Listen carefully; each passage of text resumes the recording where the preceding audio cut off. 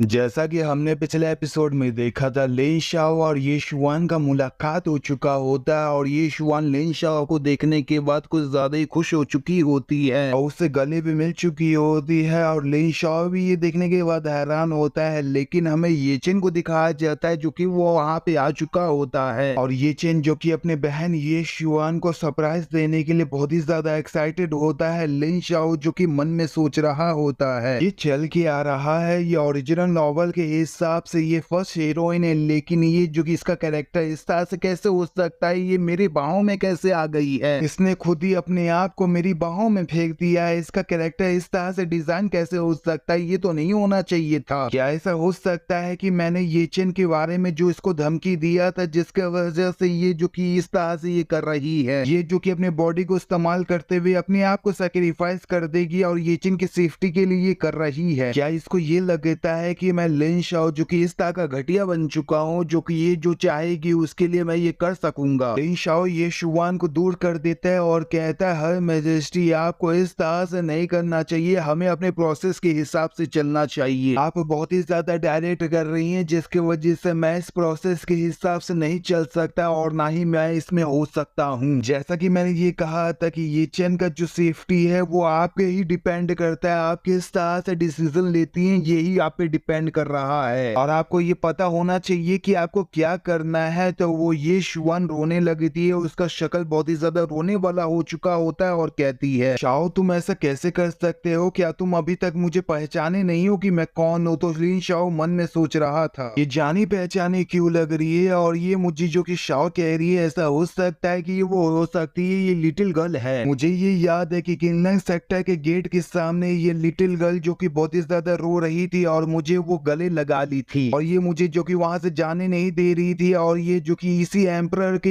ये कहानी की ये हीरोइन है और इसको पहला हीरोइन कहा जाता है और यहाँ तक कि ये चिन की सिस्टर भी है, ऐसा कैसे हो सकता है। और ये जो कि ये शुआन है, ये जो जियांग युआन है, ये अच्छी तरीके से जानता है कि किस तरह से उन सभी को पकड़ना चाहिए और इसने अच्छी तरीके से चूज किया था। ये शुआन कहती है, शाओ हम लोगों को 14 साल हो चुका है और हम लोगों ने एक दूसरे को कभी भी नहीं देखा है, जो कि 14 साल से नहीं देखा है, तो मुझे ये बताओ कि तुम कैसे हो। लिन शाओ कहता है मैं बहुत ही ज्यादा अच्छा हूँ। तो ये शुआन कहती है ये बहुत ही ज्यादा अच्छी बात है, लेकिन शाओ जो कि तुम अकेला होने के बावजूद मेरे साथ अकेले हो, लेकिन अभी तक तुम मुझे पहचान नहीं रहे हो। और उसके साथ ही वो मन में सोच रही होती है, हाँ बिल्कुल ही 14 साल का वक्त गुजर चुका है और स्क्रिप्ट के हिसाब से ये जो शाओ है ये जो कि अपनी ब्यूटीफुल मास्टर को कुछ ज्यादा ही पसंद करता है और इसको बहुत ही ज्यादा केयर करता है और वही जो कि मास्टर शाओलिंग है उसके 3 जूनियर जो कि बहुत ही ज्यादा खूबसूरत है उसको भी पसंद करता है। मैं इसके लिए क्या ही हूँ, इसके लिए कोई मतलब नहीं हूँ, एक झलक हूँ जो कि उसके सामने से मैं गायब हो सकती हूँ और 14 साल का वक्त गुजर चुका है तो इसके सामने क्या ही हूँ, इसलिए ये मुझे भूल चुका है। लिन शाओ कहता है तुम्हें रोना नहीं चाहिए। ये शुआन कहती है तुम मुझे याद नहीं रखे हुए हो, तुम लिटिल गर्ल को याद नहीं रखे हुए हो। लिन शाओ कहता है तुम छोटी सी बेवकूफ, ये देखो ये क्या है, और ये कहते हुए लिन शाओ ने किसी तरह की चीज को निकाल लिया होता है। तो ये शुआन भी देखने के बाद कहती है ये क्या है, लेकिन लिन शाओ ने जिस चीज को निकाला हुआ होता है वो सॉक्स होता है और वो ट्रांसपेरेंट होता है। लिन शाओ बहुत ही ज्यादा शर्मा जाता है और उस चीज को रख लेता है और कहता है मैंने फिर से गलत चीज को निकाल लिया था, मुझे माफ कर देना। और ये कहते हुए वो उस पेंडेंट को निकाल लेता है जो कि ये शुआन ने उसे दिया होता है और ये देखने के बाद ये शुआन कहती है शाओ तुम अभी भी इस चीज को अपने पास रखे हुए हो। ये कहते हुए ये शुआन लिन शाओ से गले लग चुकी होती है। लिन शाओ कहता है ये ठीक है, तुम्हें ज्यादा ये सोचना नहीं चाहिए लिटिल गर्ल, मुझे ये याद है और मुझे बहुत ही ज्यादा खुशी हो रही है कि फिर से हम दोनों ही मुलाकात कर रहे हैं। अगर मैं ईमानदारी से ये कहूँ तो मैं बिल्कुल ही उम्मीद नहीं कर पा रहा हूँ कि तुम उस ये चिन किसी काम के नहीं है, वो उसकी बहन हो, वो एक नंबर का बेवकूफ है, लेकिन हमारा जो तकदीर है ये बिल्कुल ही चेंज हो चुका है, ये ट्रिक खेल चुका है। ये शुआन रो रही होती है और रोते हुए कहती है शाओ मैं बिल्कुल ही मौत तक डर चुकी थी, लेकिन मुझे ये याद था और मुझे यकीन था कि तुम जो कि मुझे याद रखे हुए होगे। लिन शाओ कहता है ये ठीक है, क्या तुम ये नहीं देख सकती हो, तुम्हारा जो शाओ है वो अपने वादे को मुकम्मल करते हुए तुम्हें यहाँ पे देखने के लिए आया है, तो तुम्हें भी खुश हो जाना चाहिए। और ये कहते हुए लिन शाओ ने जो कि गाना गाया हुआ होता है तो वो जो ये शुआन होती है वो भी गाना गाने लगती है और जिस तरह से इन लोगों ने गाना गाया हुआ होता है वो बहुत ही ज्यादा अलग ही तरीके से होता है और ना समझने वाली चीजें होती है। हालांकि ये मैं सुना दूं लेकिन फिर भी लोग इसको समझना ज्यादा पसंद नहीं करते हैं, ना ही सुनना पसंद करते हैं, लेकिन ले शाओ कहता है ये बहुत ही ज्यादा रेयर है, लेकिन अभी भी जो कि तुम इस सॉन्ग को याद रखी हुई हो। तो ये शुआन कहती है ये मुझे याद है कि तुमने मुझसे एक बार ये कहा था कि ये तुम्हारे होम टाउन का नर्सरी राइम है, और मुझे भी जो कि बहुत ही ज्यादा ये सोचने के बाद बहुत ही ज्यादा अच्छा लगा था, और इस चीज को मैं हमेशा याद रखी थी, और इतना साल के बाद हम लोग मिल रहे हैं तो मुझे ये चीज क्यों नहीं याद होना चाहिए था। लिन शाओ कहता है अब तुम नॉर्थ की क्यों हो चुकी हो, तो मुझे ये बताओ कि क्या अभी भी मुझे तुम्हें उसी नाम से बुलाना चाहिए या फिर तुम्हें नॉर्थ की क्यों कहना चाहिए। ये शुआन कहती है तुम्हें मुझे उसी नाम से बुलाना चाहिए जो कि तुम बचपन से मुझे उस नाम से बुलाते हो। इससे फर्क नहीं पड़ता है कि मैं फ्यूचर में किस तरह के अचीवमेंट को पाती हूँ, लेकिन फिर भी मैं तुम्हारे लिए वही लिटिल गर्ल रहूंगी, और वो लिटिल गर्ल जो कि हमेशा ही तुम्हें परेशान करती है और परेशानी को खड़ी करती है, और वही जो कि हमेशा ही रहती है। लिन शाओ कहता है हालांकि ये शुआन मैं तुम्हें फिर से देखने के बाद और भी ज्यादा खुश हो चुका हूँ, मैं बहुत ही ज्यादा खुश हूँ, लेकिन अभी भी जो बिजनेस है उसके बारे में डिस्कस करना बाकी है। ये शुआन कहती है किस तरह का बिजनेस। शाओ मुझे बताओ कि तुम कहना क्या चाहते हो और किस तरह की बातें तुम कहना चाहते हो। जब मैं नौजवान हुआ करती थी, बच्ची हुआ करती थी, तो मैं तुम्हारे पीछे आकर छुप जाती थी और इसी के द्वारा जो कि सहारा मिलता था, लेकिन अब ऐसा वक्त आ चुका है कि मैं जो कि तुम्हें प्रोटेक्ट करूंगी। इससे फर्क नहीं पड़ता है कि बारिश होता है या फिर हवा आता है या फिर सन या मून, उससे फर्क नहीं पड़ता है, मैं उसे भी पकड़ सकती हूँ और तुम्हारे लिए मैं कर सकती हूँ। ले शाओ हंसते हुए कहता है तुम्हें इतना भी सीरियस होने की जरूरत नहीं है, क्या तुम फैंग ओटियन जो कि तुम इस तरह से बात कर रही हो, तुम्हें इस तरह से नहीं करना चाहिए। लेकिन ये शुआन हंसते हुए कहती है 14 साल का वक्त गुजर चुका है और हम लोगों ने एक दूसरे को नहीं देखा था, तो इसलिए तुम्हें ये नहीं पता है कि मैं किस तरह का एक्सपीरियंस कर चुकी हूँ और किस तरह के रास्ते पे और किस तरह के हालात पे चल चुकी हूँ। मैंने इन सालों में बहुत सारी चीजों का सामना किया और बहुत सारे मेथड को जो कि मैंने मास्टर भी कर लिया है। अब ये ठीक ही है जैसा कि शाओ जो कि यहाँ पे आ चुके हैं और मेरे साथ है, तो मैं ये शुआन जो कि अच्छी तरीके से धीरे धीरे सब कुछ जो कि फ्यूचर में बता दूंगी। वैसे शाओ मुझे ये बताओ कि मास्टर शाओलिंग कैसी है, क्या वो ठीक है। तो लिन शाओ कहता है हाँ वो बिल्कुल ही सही है, और मेरे पास अपॉर्चुनिटी भी आ चुका है जो कि मैं इस अपॉर्चुनिटी को इस्तेमाल करते हुए तुम्हें उनसे मुलाकात करवाऊंगा। लेकिन अचानक से किसी का आवाज आता, उस आवाज में कोई कहता है तुम्हारा जो ब्रदर ये चेन्नई यहाँ पे वापस आ चुका है तुमसे मुलाकात करने के लिए। तो लिन शाओ ये सुनने के बाद हैरान हो चुका होता है और मन में सोच रहा था ये चेन जो कि ये मेल प्रोटैगनिस्ट है, ये हीरो है, लेकिन वो आइस प्रिजन में कैद था, तो ये यहाँ पे क्या कर रहा है। और ये सोचते हुए जो कि लिन शाओ वहां से जा रहा होता है, लेकिन ये शुआन लिन शाओ को रोक देती है और कहती है शाओ मैं अच्छी तरीके से ये मैटर को समझ चुकी हूँ और किंगलंग सेक्टर में जो 5 मेरिडियन का कंपटीशन हुआ था उसके बारे में मैं जानती हूँ, और ये चेन के बारे में मैं जानती हूँ, इसलिए तुम्हें फिक्र करने की जरूरत नहीं है, मैं यहाँ पे हूँ और वो ये चेन को मैं बिल्कुल ही देखना नहीं चाहती हूँ। लिन शाओ को तो बिल्कुल ही झटका लग चुका होता है, वो मन में सोच रहा था क्या मुझे यहाँ से चले जाना चाहिए, लेकिन ये क्या चल रहा है। यहाँ तक कि मैंने ये शुआन की जिंदगी को बचाया था, लेकिन फिर भी इसके बचपन की जिंदगी को मैंने बचाया था, और ये बचपन से ही जो कि अपने भाई के साथ तो येचिन के साथ अच्छी तरीके से रहना चाहिए, लेकिन इसका जो रिलेशन है इस तरह से कैसे हो चुका है। हमें ये दिखाया जाता है येचिन वहाँ पे आ चुका होता है और किसी तरह के गिफ्ट को लेने के बाद वहाँ पे आया हुआ होता है और कहता है ये शुआन मेरी बहन तुम देखो मैं तुम्हारा भाई यहाँ पे आ चुका हूँ और तुम्हारा जो फेवरेट गिफ्ट है वो लेकर आया हूँ। लेकिन जैसे येचिन जो कि सामने की तरफ देखता है तो वो हैरान हो चुका होता है और जो गिफ्ट होता है उसको नीचे ही गिरा देता है, वो गिर चुका होता है, और येचिन के सामने जो कि उसकी बहन और लिन शाओ जो कि वो दोनों ही साथ होते हैं, तो ये देखने के बाद वो भी चौंक चुका होता है और कहता है मेरी बहन ये शुआन ये तुम क्या कर रही हो, ये जो इंसान है ये विलेन है और तुम्हारे भाई को इसने चोट पहुंचाया है और इसी की वजह से मैं जख्मी हो चुका था, लेकिन फिर भी तुम ये शुआन क्या तुम सीरियस तरीके से जो कि तुम भी यहाँ पे पीछे हट चुकी हो, तुमने अपने कदम को पीछे कर लिया है जो कि तुम्हें नहीं करना चाहिए। मैं प्रिंस ऑफ बेशुआन हूँ और 8 लाख स्ट्रॉन्ग आर्मी का जो बेशुआन आर्मी है उसका मैं रियल मास्टर हूँ, और मैं तुम्हारा भाई येचिन हूँ, तुम्हें अच्छी तरीके से मेरे तरफ देखना चाहिए और इस तरह से जो तुम कर रही हो नहीं करना चाहिए। इस एपिसोड को हम पे खत्म करते आगे के एपिसोड में देखने वाले हैं कि आगे के एपिसोड में क्या होने वाला है। येचिन का जो मुलाकात हुआ है वो ये शुआन से मिल चुका है, वो मिलने के बाद क्या होने वाला है वो आगे की चैप्टर रिलीज होने के बाद ये पता चलने वाला है। तो आगे की वीडियो को देखने के लिए लाइक कर देना, चैनल को सब्सक्राइब कर देना, वीडियो शेयर कर देना, अच्छा सा कमेंट कर देना। चलो फिर बाय बाय।